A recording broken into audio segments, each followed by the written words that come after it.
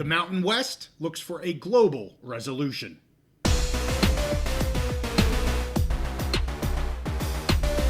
Conference realignment and lawsuits are always in the news, so we're back on the Big Mountain to keep you updated. Hey, it's JY back on the mountain to keep you updated with some of the PAC Mountain West legal ongoings. Last week, we learned through both court filings and reporting by Ross Dellinger that the Mountain West is looking for a global resolution to several lawsuits in which they are the defendant in. The Mountain West has been attacked here by two flanks, by two separate parties.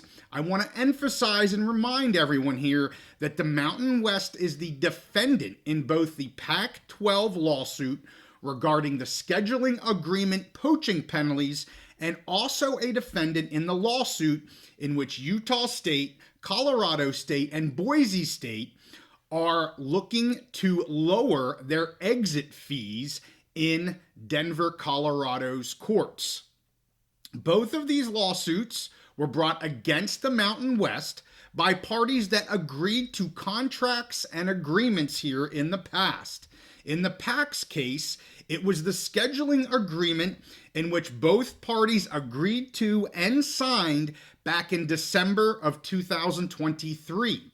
Regarding the three departing members, it's regarding the Mountain West bylaws, to which all existing and current members signed and agreed to with the Mountain West several years ago when they had their bylaws approved.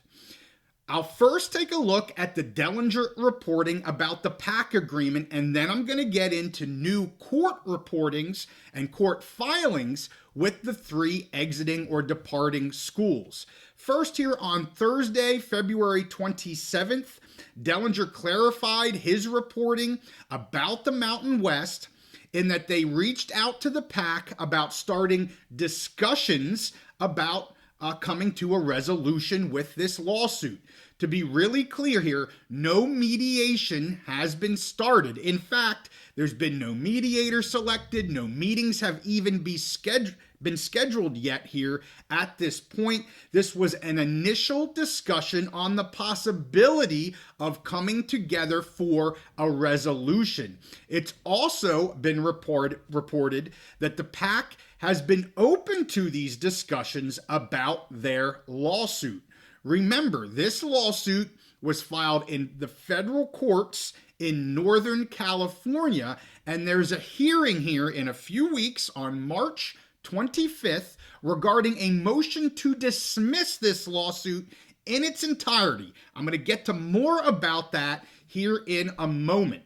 The Mountain West then issued a statement the next day in response to Dellinger. It may have actually been sent to Ross here, and it said that while the Mountain West is still very confident in their legal position, the goal of these discussions is to resolve the disputes through terms that are mutually agreed to by the parties. Yes, this means that both the Mountain West and the PAC-12 have mutual interest in resolving this issue.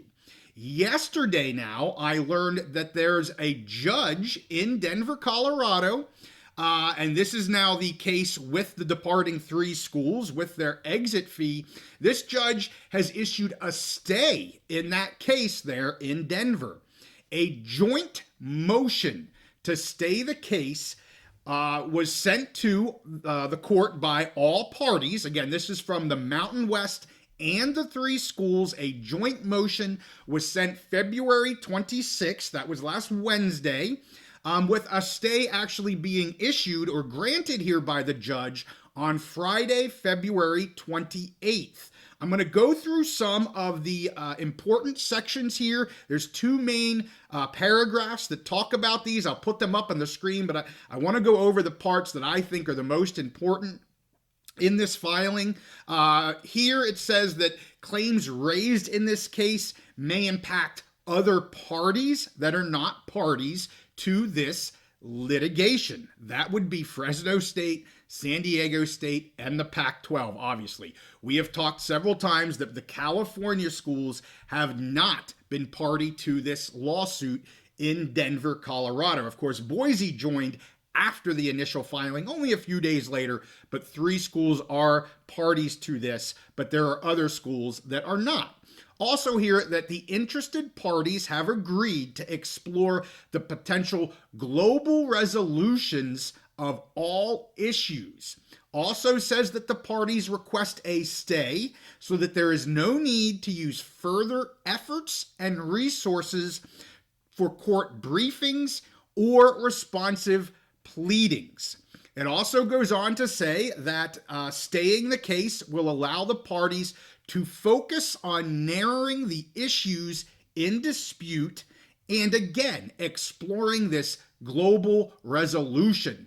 The parties requested a stay for nothing less than 60 days. So that was approved on February 28th. As of right now, that case is stayed. There will be no updates. There will be no hearings. There will be no filings so that the parties can get together and discuss a global resolution. So I want to give you some of my thoughts of what I believe is actually occurring here. First, a settlement discussions and even mediation is a very common practice, and it's actually required in many states here in the country. Again, very, very common. The fact that the Mountain West is the defendant in these lawsuits is a significant factor, again, that shouldn't be forgotten. And as the defendant, looking for a resolution makes all the sense in the world. You're the defendant.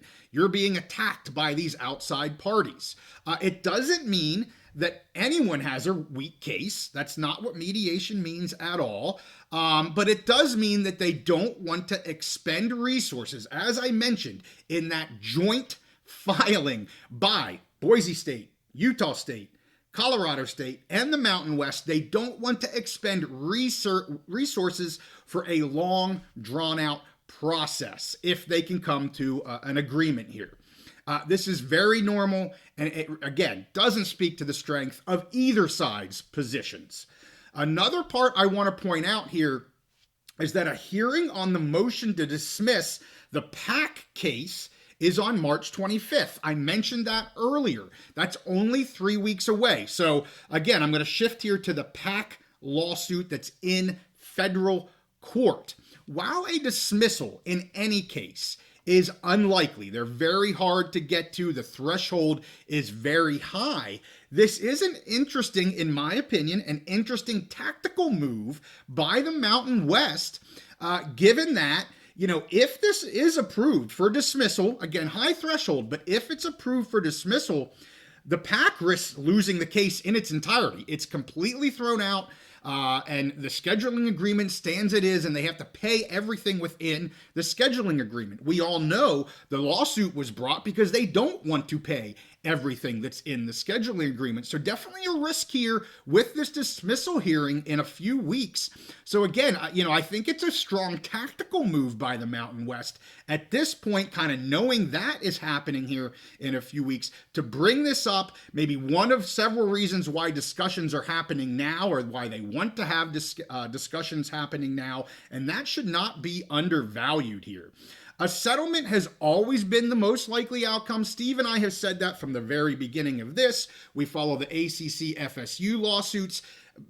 Settlements are always the most likely outcome. We're not saying that will happen here, but absolutely in any lawsuit, that is likely where they're going to go. I've seen numbers from 80 to 90% is the typical amount of lawsuits that get settled outside of a full drawn-out process. So again, settlement very, very likely. And no matter what happens here in the future, it's going to get spun in either direction, right? If the Mountain West has a settlement that isn't 100% of what was in these agreements, PAC fans, of course, are going to spin that as, see, they didn't have a strong case. If Mountain West people are going to be like, wow, look, we got 80% or 70% or even 50%.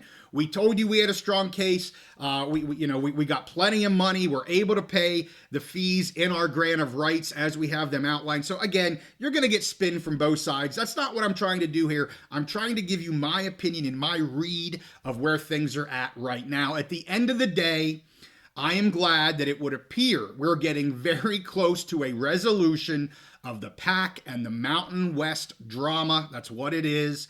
And that hopefully here in March or early April, we're going to have a lot of closure to this for both sides so that we can move forward. And I, for one, am very ready for that to come sooner or later. I don't want to be talking about these lawsuits, although we will continue to do that here on the Big Mountain because these are two conferences that we follow very, very closely. It's not enjoyable for me to really be talking about these lawsuits between these two conferences. So I'm hopeful here in the next month to two, we will have a lot of resolution over these lawsuits, over media values, over additions, and we're able to move on and start talking about the football season here, which is less now than 6 months away. So with that, hey, we thank you guys for watching. I'm going to be giving an update on the WAC and Western realignment here next week, on Monday, tomorrow. Lots of news out there with the summit, with the WAC,